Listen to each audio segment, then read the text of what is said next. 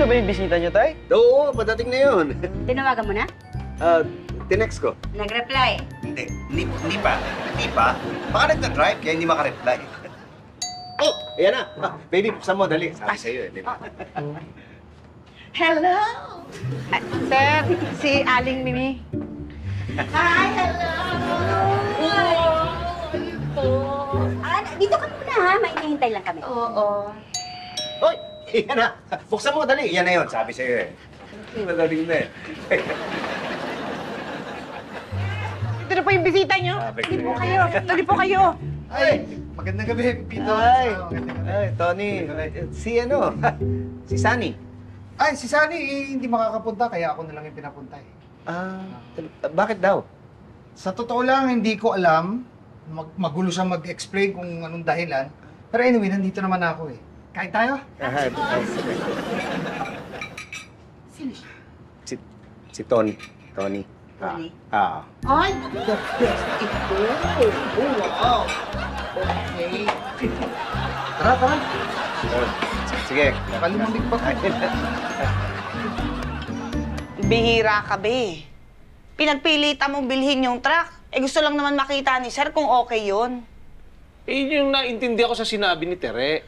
Oo nga. Pero yung kausap mo na mismo ang nagsabi na ikaw daw ang nagpumilit na bayaran. Ang alam niya, titignan lang yung sample.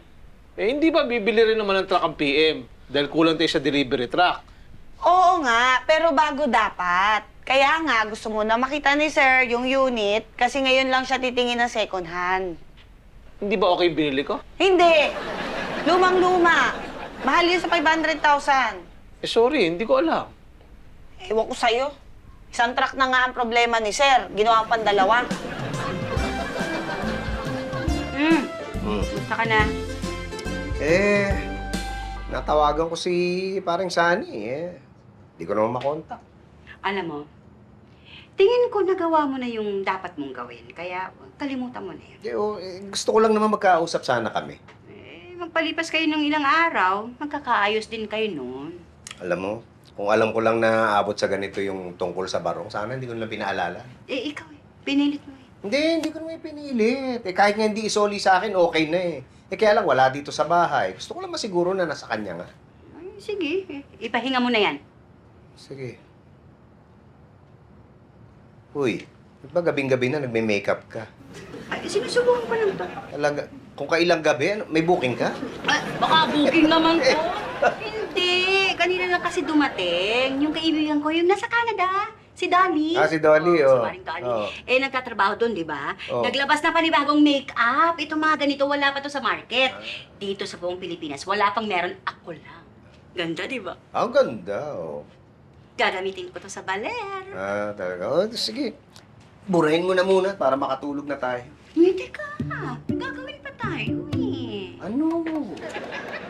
Okay dyan. Parang alam ko na. Okay to. Okay tulog.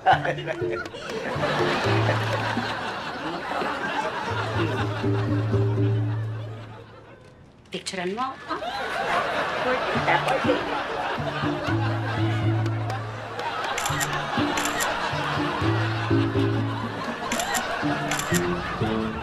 O sige, sino ba talaga ang dapat sisihin dyan? Teka nga muna. Sinasabi niyo bang kasalanan ni Patrick? Ha? Huwag niyo sisihin yung asawa ko dahil gusto niya lang makatulong. Okay. Guys, pwede bang tumahimik muna kayo? Huwag kayong mag-alala. Ipapaliwanag ko kay Pitts. Ako nang kakausap. Wala kayong kasalanan dito. Ako bumili ng truck. Anong truck? Di ba yun yung pinag-aawayan nyo, yung in-order ko? Hindi, be. Ano? Yung International Hotdog Day. Oo nga pala, no? Pero huwag kayong mag-alala. Kaya ko yun. O, di ba? Nakita niyo na. Sabi ko sa inyo, kaya niya yun eh. May plano ka na ba, be? Yun lang. You know!